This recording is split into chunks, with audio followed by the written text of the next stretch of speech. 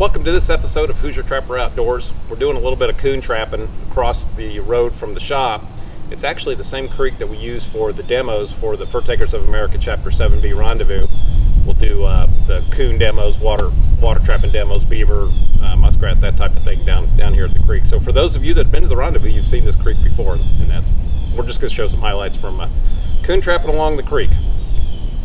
Also about that creek, it's called Leatherwood Creek. Charlie named his line of lures after that.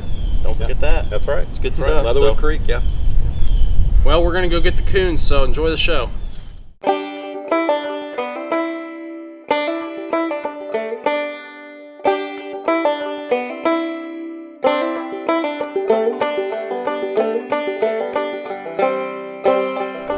All right.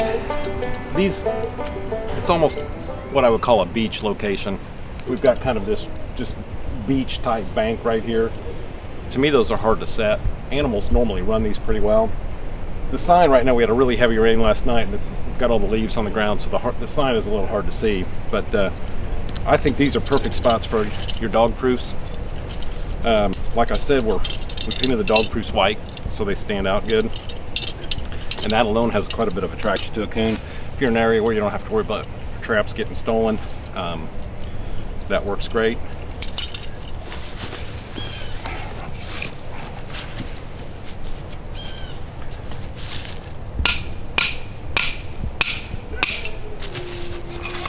Now that went in really easy, so we got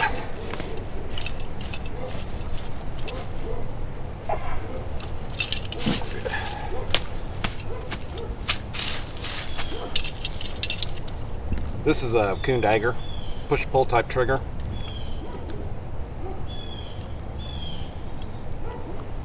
We're just going to stick this right here.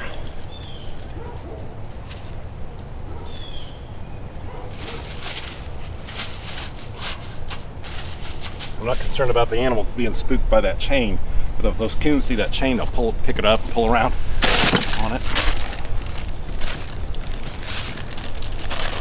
Just using simple white miniature marshmallows.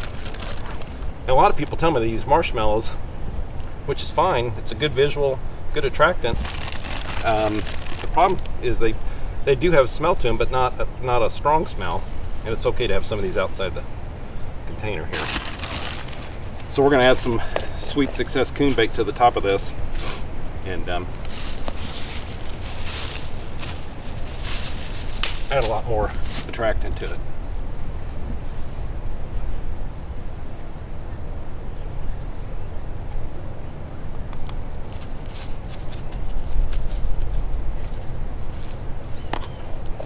That should do it. That covers this bank here. Like I said, it's tough. You can't put a pocket set in. You can't really you don't have the high bank to force them down. So this right here, we got baited set, and that works very well. All right, we got this coon in this beach area I was talking about. I mean, it's a beach, not in literal terms, but this flat area here. Got the high bank on that side. We do have a set down the ways on the high bank. But on these beach areas, they run this stuff, and it's hard to make a set because, unless you want to take the time to put a dirt hole in or something like that. So these dog proofs are perfect for areas like this where a lot of times you're in sand or whatever too. So anyways, they work great right here and in areas where it's a little more difficult to get a set in because the definition of the ground and whatever soil you're working with. So anyways, perfect.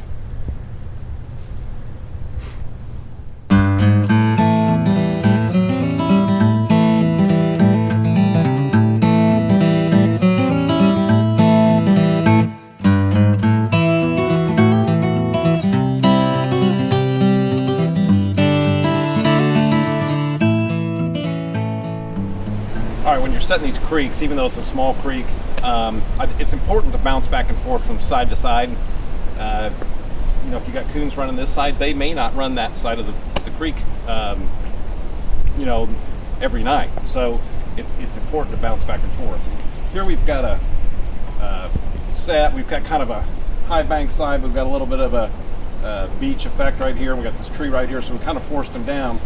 Instead of sitting here trying to run, trying to put a foot trap in or anything else, I'm just going to stick another dog proof here, and so that any coon coming along here, we should be able to catch it.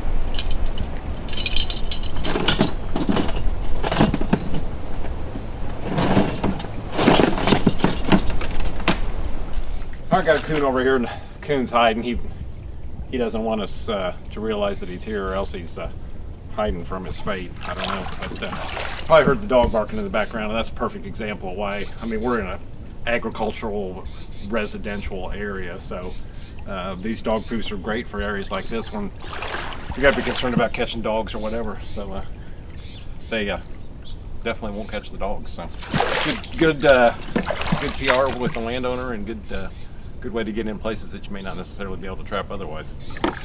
We'll get this guy out of here and go on up the creek.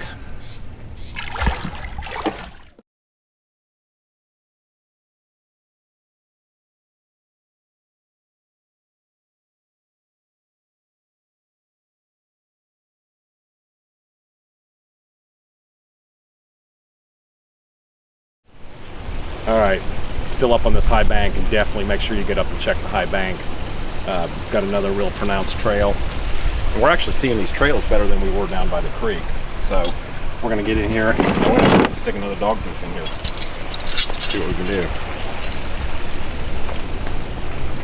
The two that we just put in are actually just right behind Justin. Justin's on the camera. So we actually, you know, we've got 3 sets here within 10 yards of each other. But if the sign seems to warrant the traps, you know, and if you got the traps.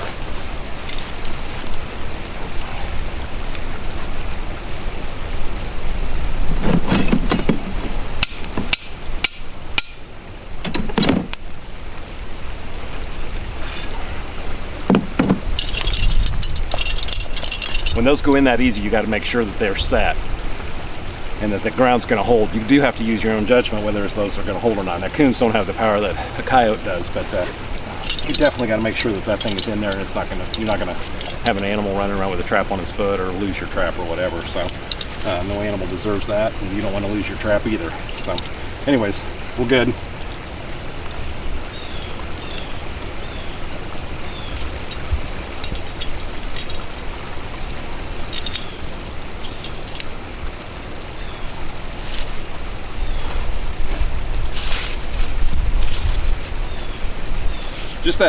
Just that white. I mean, that's a pretty decent attractor right there.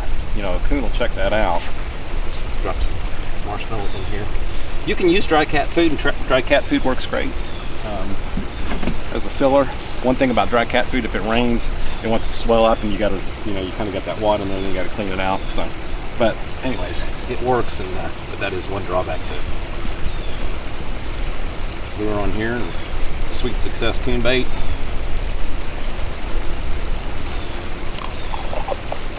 And that's it. Alrighty.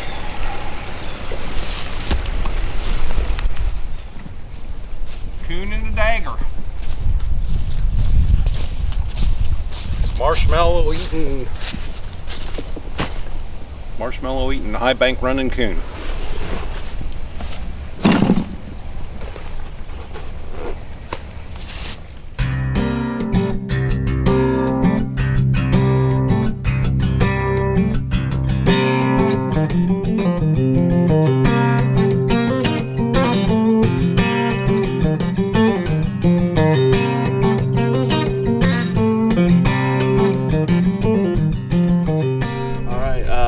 Just here behind the house. Got a nice creek here, Leatherwood Creek. Runs right by the building at the shop there. It's actually the line of lure that Charlie puts out is named after this exact creek, so it's kind of neat, especially catching it on his lure. But we're just running coon daggers. Charlie's running them, I'm running a few too, and picked up a little coon here today. I got a couple blind sets further on, and we're just gonna keep pushing after them and see what happens within a week's time or so. And so we're gonna take care of him and rebait and move on.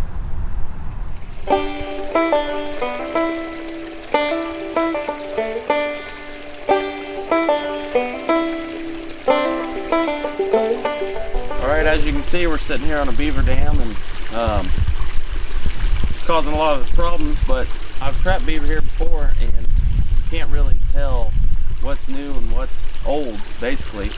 And there's a cornfield right behind Jake holding the camera, and I imagine he's just been eating off that. There's not a lot of new, fresh, cut down trees or anything like that. But as you can see, we had a nice sturdy dam, so obviously there's something running through here or living here. We punched a hole in the dam over here, and he came back and patched it up, so we knew he was here for sure then. But I just fit in, basically, I didn't fit in too much work because time is everything, but basically just use the dam to my advantage and use this point here to funnel him in. I just got 330 conibear here, our body grip. We got him right where we wanted him. But yeah, Leatherwood Creek, Beaver Gland, came right in first night of setting it. There he is. So good stuff. We'll probably make another set just in case if there's another one coming through, and check it for the next few days and see what happens. So.